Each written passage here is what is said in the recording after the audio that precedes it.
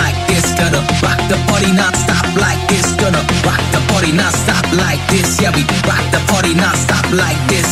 Rock the party non-stop like this. Gonna rock the party non-stop like this. Gonna rock the party non-stop like this. Yeah, we rock the party non-stop like this. Come on and just rock.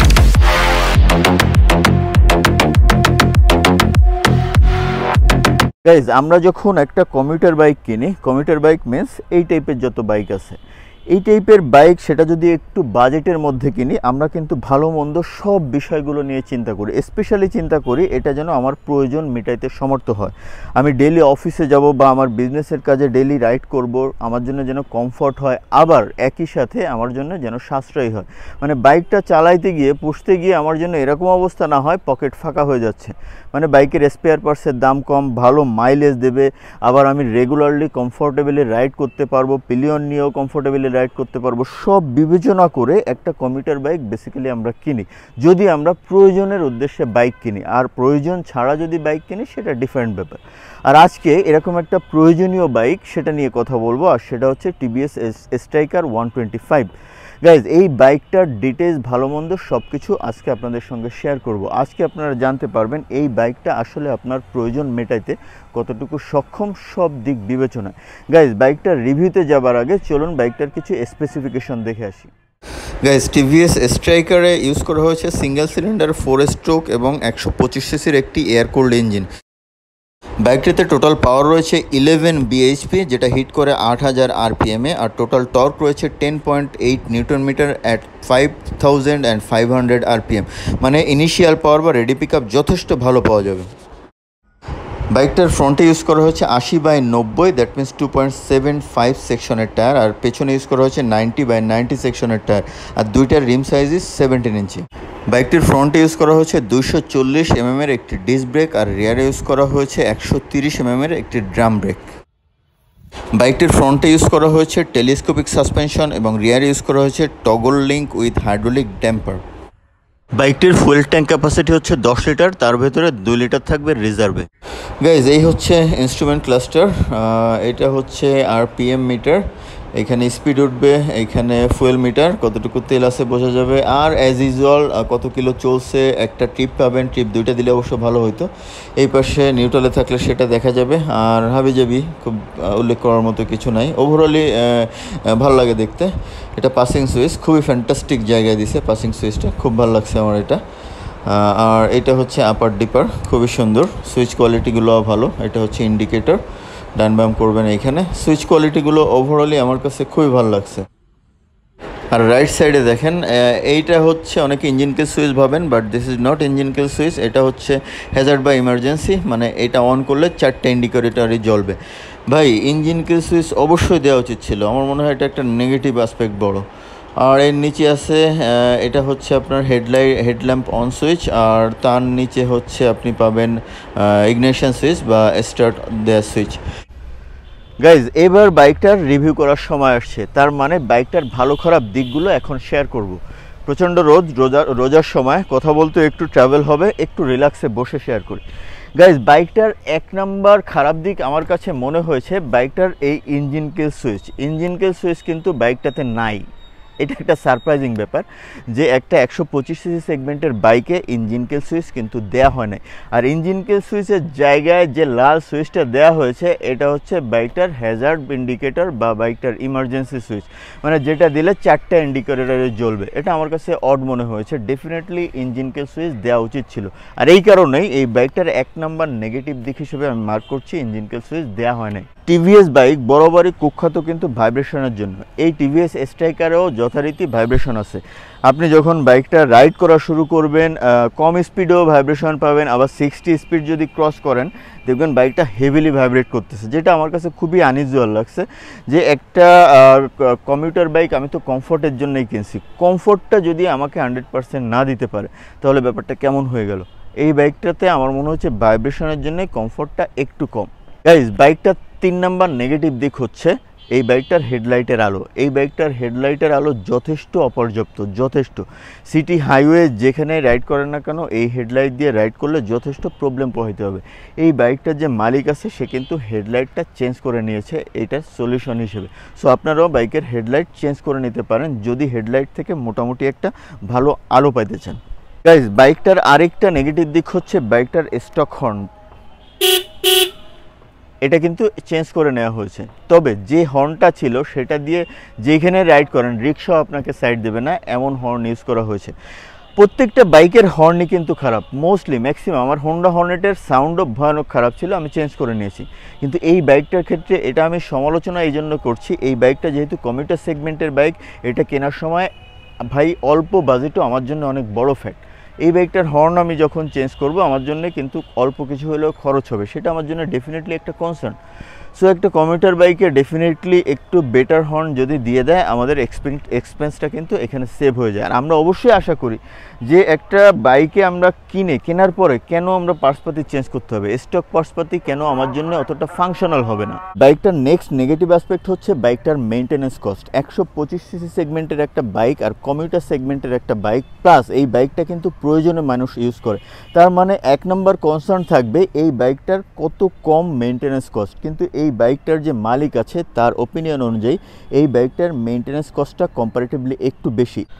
Guys, একটা commuter bike কিন্তু আপনি বিভিন্ন road কন্ডিশনে ride করেন, আপনি হাইওয়েতে ride করবেন, সিটিতে রাইড করবেন, আপনি অফ রোডে রাইড করবেন, আপনি বিভিন্ন রোড কন্ডিশনে রাইড করবেন। রাইডিংয়ের ক্ষেত্রে একটা বাইকের সবথেকে বড় গুরুত্বপূর্ণ ভূমিকা হচ্ছে বাইকটা কতটুকু আপনার জন্য নিরাপদ, মানে বাইকটার ব্রেকিং সিস্টেম কত ভালো। টিভিএস স্ট্রাইকারের ফ্রন্টে ইউজ করা হয়েছে 80/90 সেকশনের টায়ার এবং রিয়ারে ইউজ করা হয়েছে অনলি 90/90 সেকশনের টায়ার। এই টায়ার প্রোফাইলটা আমার মনে হয়েছে যথেষ্ট প্রবলেমেটিক, আর একটু মোটা টায়ার দিলে আমার মনে হয় আর একটু কনফিডেন্স নিয়ে রাইড করা যেত।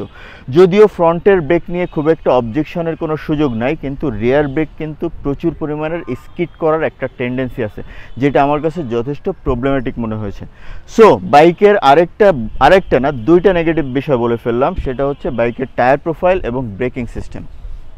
ওকে গাইজ, অনেক খারাপ দিক শেয়ার করে ফেললাম এই টিভিএস স্ট্রাইকারের, তার মানে হতাশ হওয়ার কিন্তু কিছু নেই। প্রত্যেকটা বাইকেরই খারাপ দিক রয়েছে, ভালো দিক রয়েছে, ভালো খারাপ মিলিয়েই কিন্তু আমরা মানুষ, একইভাবে ভালো খারাপ মিলিয়ে একটা বাইক। এই বাইকটার এবার ভালো দিকগুলো শেয়ার করব। গাইজ, বাইকটার 1 নম্বর এবং বলার মতো সব থেকে ভালো দিক আমার কাছে মনে হয়েছে এই বাইকটার রেডি পিক আপ রেসপন্স। এই বাইকটার ইনিশিয়াল পাওয়ার রেসপন্স অনেক 150 সিসি সেগমেন্টের থেকেও আমার কাছে বেটার মনে হয়েছে, আর এই কারণে আমি বলছি এই বাইকটার রেডি পিক আপ হচ্ছে এই বাইকটার 1 নম্বর ভালো দিক। গাইজ, বাইকটার 2 নম্বর ভালো দিক হচ্ছে বাইকটার লুক। আমরা যখন একটা কমিউটার সেগমেন্টের বাইক কিনবো, যেহেতু বাজেট বাইক, আমরা অনেক কিছু চিন্তা করে কিনবো, কারণ আমাদের বাজেট লিমিটেশন থাকে। অল্প বাজেটে যেন আমরা একটু ভালো লুক পাই, এই সব বিষয় বিবেচনা করতে গেলে ডেফিনেটলি টিভিএস স্ট্রাইকারকে আমি বলবো ভালো লুকের একটা বাইক, মানে এই সেগমেন্টে যে কারোই এই লুকটা ইজিলি পছন্দ হয়ে যাবে। গাইজ, বাইকটার 3 নম্বর ভালো দিক হচ্ছে বাইকটার প্রাইস। ডেফিনেটলি 125 সিসি সেগমেন্টের একটা বাইক হিসেবে এই বাইকটা আমি বলবো যথেষ্ট কম দামের। এই বাইকটার প্রাইস হচ্ছে 1,19,000 টাকা। যদিও আমরা কিনতে পারছিলাম বাইকটা 1,09,000 টাকা, বিভিন্ন অফার টফার ছিল, পরবর্তীতে দামও বাড়ছে, এখন দাম হয়েছে 1,19,000 টাকা। ডেফিনেটলি 125 সিসির অন্য সেগমেন্ট চিন্তা করলে আমি বলবো এটা যথেষ্ট কম দাম। সো এই বাইকটার প্রাইস এই বাইকটার আরেকটা বড় পজিটিভ দিক। টিভিএস স্ট্রাইকার 125 এর আরেকটা বড় পজিটিভ দিক হচ্ছে এটা সিটিং পজিশন বা রাইডিং কমফোর্ট। আপনি যখন কমিউটার বাইক রাইড করবেন, সিটি, ভাঙাচোরা রাস্তা, বিভিন্ন কন্ডিশনে আপনি রাইড করেন, সো রাইডিং কমফোর্ট কিন্তু বা সিটিং পজিশন কমফোর্টেবল হওয়া কিন্তু খুবই জরুরি। আর টিভিএস স্ট্রাইকারের সিটিং পজিশন আমি বলবো যথেষ্ট কমফোর্টেবল, হ্যান্ডেল পার্টটা যথেষ্ট আপরাইট, আপনি যে কোনো সিচুয়েশনে যে কোনো কন্ডিশনে ইজিলি রাইড করতে পারবেন। তবে একটা বিষয় মাথায় রাখবেন, এটা নিয়ে যদি আপনি লংয়ে যান বা লং ডিস্টেন্স ট্রাভেল করেন, আপনার কিছুটা অস্বস্তি বোধ হইতে পারে। ভাই 125 সিসির বাইক, একটু অস্বস্তি বোধ হবেই, এটা কিন্তু লংয়ে রান করার জন্য না। আরেকটা পজিটিভ দিক হচ্ছে বাইকটার পিলিয়ন সিট। কমিউটার বাইকে আপনি খুব কম দেখবেন বাইক যাচ্ছে বাইকে পিলিয়ন নাই, মানে আমরা খুব কম অপশনই পাই পিলিয়ন ছাড়া রাইড করার, কেউ না কেউ আমাদের সঙ্গে থাকবে। পিলিয়ন কমফোর্টেবল না হলে কিন্তু বাইকটাকে ভালো বাইক বলার কোনো সুযোগ নেই, কারণ পিলিয়ন আমাদের সঙ্গে সবসময় থাকবে। এই বাইকটার পিলিয়ন সিট যথেষ্ট কমফোর্টেবল, যেহেতু সিঙ্গেল সিট ইউজ করা হয়েছে, পিলিয়ন সিটটা যথেষ্ট ওয়াইড, এখানে ধরার জায়গাও আছে, কনফিডেন্স নিয়ে আপনি ইজিলি বসতে পারবেন। সো এই বাইকটা আমি বলবো যথেষ্ট পিলিয়ন বান্ধব এবং পিলিয়নের কোনো প্যারা হবে না। বাইকটার আরেকটা বড় পজিটিভ পয়েন্ট হচ্ছে বাইকটার মাইলেজ। আপনি একটা বাইক চালাচ্ছেন, বাইকটা যদি হাতির মতো খায় তাহলে কিন্তু প্রবলেম। ডেফিনেটলি টিভিএস স্ট্রাইকার বাইকটা নিয়ে অনেক কন্ট্রোভার্সি আছে। কেউ কেউ বলেন বাইকটার মাইলেজ যথেষ্ট খারাপ, 40-এর নিচে, কেউ কেউ বলেন 125 সিসি বাইক হিসেবে 40-42-এর উপরে মাইলেজ পাওয়া যায় না, কিন্তু আমার কাছে মাইলেজ যথেষ্ট ভালো মনে হয়েছে। যারা 45-এর নিচে মাইলেজ পাচ্ছেন, আমার মনে হয় তাদের রাইডিংয়ে প্রবলেম আছে বা বাইক মেনটেন্যান্সে প্রবলেম আছে। এই বাইকটার যে মালিক ক্যামেরার পেছনে দাঁড়িয়ে আছে, ও এই বাইকটা থেকে অ্যাভারেজ 50 মাইলেজ পাচ্ছে। আমার মনে হয় এটা যথেষ্ট ভালো। তবে একটা বিষয় হচ্ছে, ও এয়ার ফিল্টার চেঞ্জ করছে। কত হাজার কিলো পর চেঞ্জ করলা? 16,000 কিলোমিটার পর এয়ার ফিল্টার চেঞ্জ করছে।